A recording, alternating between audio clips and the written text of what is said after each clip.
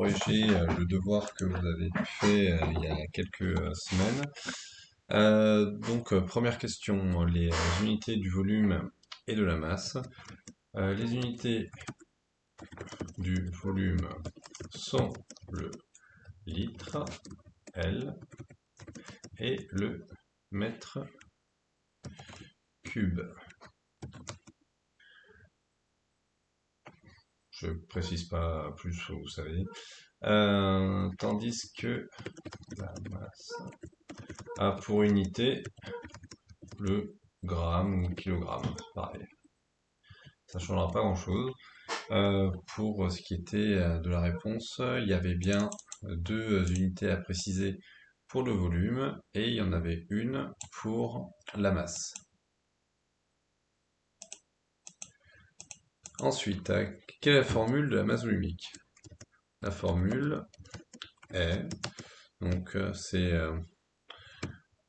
P égale M sur V, enfin c'est ρ, mais je vous ai expliqué que vous pouvez écrire P par commodité, il n'y a aucun problème avec ça. Vous verrez plus tard ce que ça signifie ρ. Quelle est la différence entre une unité et une grandeur physique? Alors je vais vous donner une définition qui est assez simplifiée, parce que certains l'ont donné et que j'ai validé. Donc une grandeur physique s'intéresse à une propriété de la nature, comme la masse, tandis que l'unité est le moyen de mesurer cette grandeur physique, comme exemple le gramme. Vous voyez, j'ai simplifié la définition. Il n'y a pas grand intérêt à faire plus compliqué que ça. Certains ont fait des choses comme ça, il y en a d'autres qui ont repris quelque chose de beaucoup plus littéral, comme dans le cours, mais il n'y a pas de problème. pH, c'est P minuscule, signifie potentiel hydrogène, et il mesure l'acidité d'une solution aqueuse.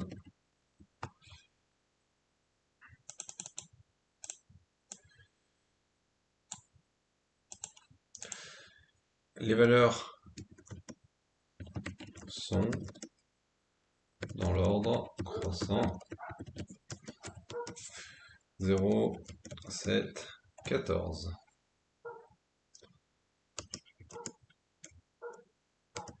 Oups.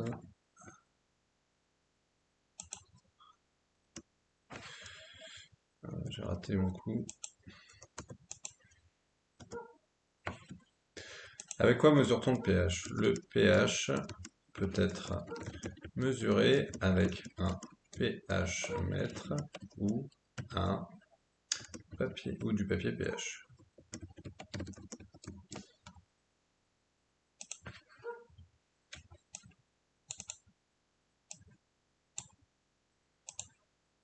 Alors je mets en bleu, mais je pense que vous avez compris les réponses.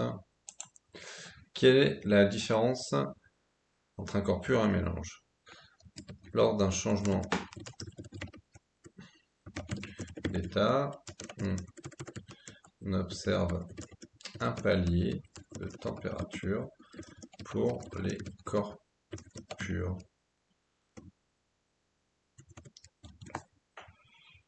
Sous-entendu qu'on ne l'observe pas pour les mélanges. Alors, non, pour le pH, car plusieurs produits, solutions, peuvent avoir le même pH.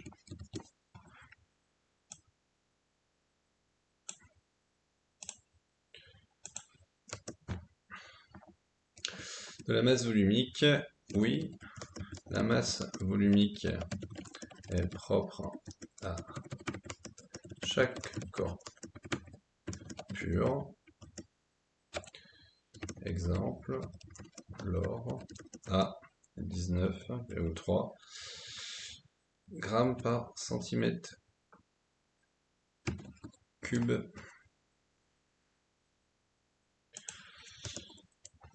Et ensuite, oui, les températures alors, je vais mettre changement d'état sont spécifiques à chaque corps pur, l'eau, 2,0 degrés Celsius et 100 degrés Celsius. Je vais pas y arriver. Celsius.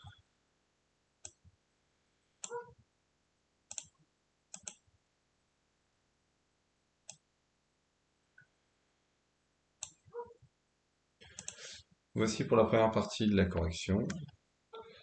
N'hésitez pas s'il y a des questions.